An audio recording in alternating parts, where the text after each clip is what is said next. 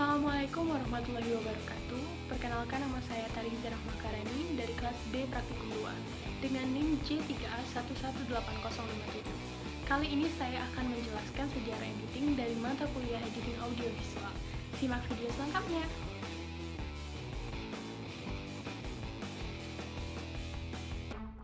Sejarah awal editing itu muncul setelah adanya pemutaran film bisu milik Lumière Fred alias Lumière bersaudara. Masing-masing bernama Louis Jean Lumière dan Auguste Marie Louis Lumière lewat judul La Sortie des Ulysses pada tahun 1895. Film ini dibuat dengan shoot dan posisi kamera yang statis. Beberapa scenes kemudian melakukan eksperimen dengan mencoba menyusun sejumlah shoot sambil mempelajari sejauh mana gambar dapat disusun sedemikian rupa, sehingga memiliki kemampuan untuk merangsang emosi dan membentuk atau memutarbalikkan persepsi.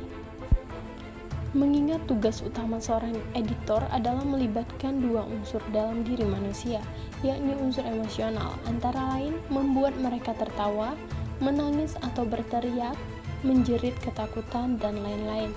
Dan unsur mental antara lain membuat mereka berpikir, mengira, mengantisipasi, dan lain-lain. Dalam catatan sejarah ada 3 tokoh utama dalam editing dunia. Yang pertama, David Llewellyn Ward Griffith dengan teori dramatik empasis, lahir di La Grange, Kentucky 22 Januari 1875, meninggal di Hollywood pada tanggal 23 Juli 1948. Yang kedua, Vyclav Fedorkin dengan teori konstruktif editing, lahir di Venza, Russian Empire yang sekarang menjadi Rusia, pada tanggal 28 Februari 1893.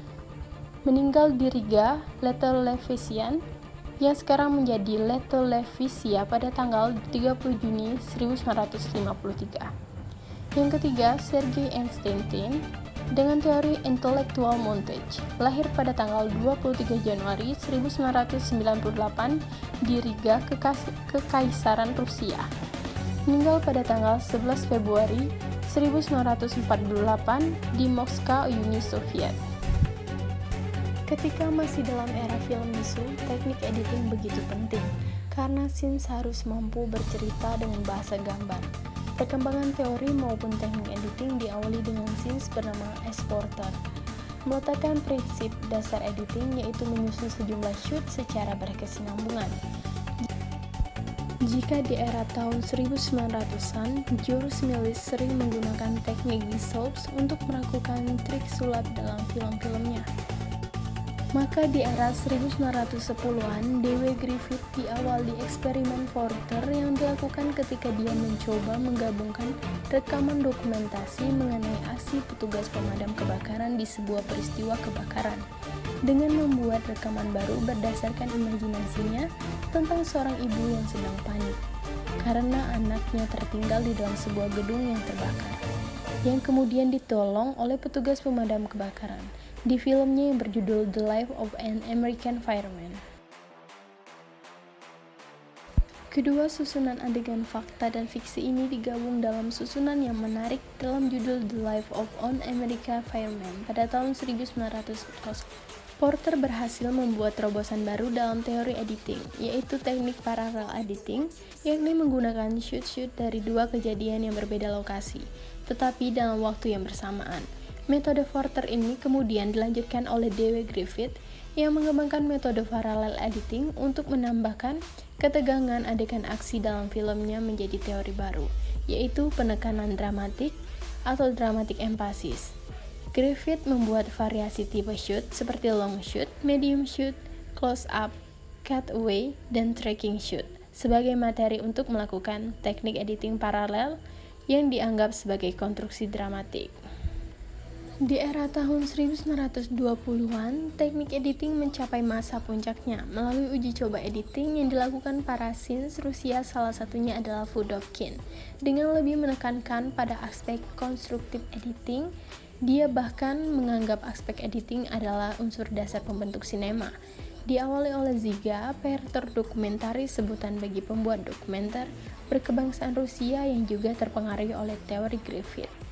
Berangkat dari persepsi editing Porter dan Griffith, sineas Rusia filsuf, Vedovkin membangun teori yang dia sebut sebagai editing konstruktif.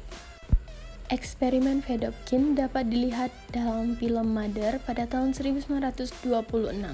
Dari metode ini didapat pemahaman bahwa editor dapat mengubah urutan shoot sesuai keinginannya, dan hal ini berpengaruh pada makna pesan yang disampaikan.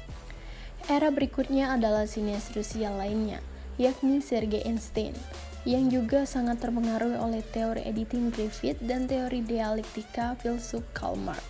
Dari gabungan dua ilmu ini, Einstein membangun teori editing montage dengan membaginya ke dalam 5 komponen, yaitu metric montage, rhythmic montage, tonal montage, overtonal montage, dan intellectual montage. Semua teorinya ini bertuang dalam karya-karyanya, yaitu Strike pada tahun 1925, The Battleship Potemkin pada tahun 1925, dan Oktober pada tahun 1928. Tentu saja selain Einstein, ada sineas lain yang melakukan eksperimen penyuntingan dengan maksud untuk membangun teknik kreatif dalam editing, seperti Dziga Vertov dengan teori percobaan dari suatu kenyataan yang sesungguhnya, yaitu The Experiment of Realism, Alexander Dovzhenko dengan teori editing penggabungan visual, serta Louis Buñuel dengan teori diskoinitas visual. Seperti Einstein, Buñuel menggunakan dialektika editing untuk menggugah emosi penonton seperti tampak pada film Ancients Annalado pada tahun 1925. Di sini, Buñuel memutarbalikkan harapan dan persepsi penonton dalam mengikuti alur cerita yang disusunnya. Sekian penjelasan sejarah editing dari saya, semoga bermanfaat. Terima kasih.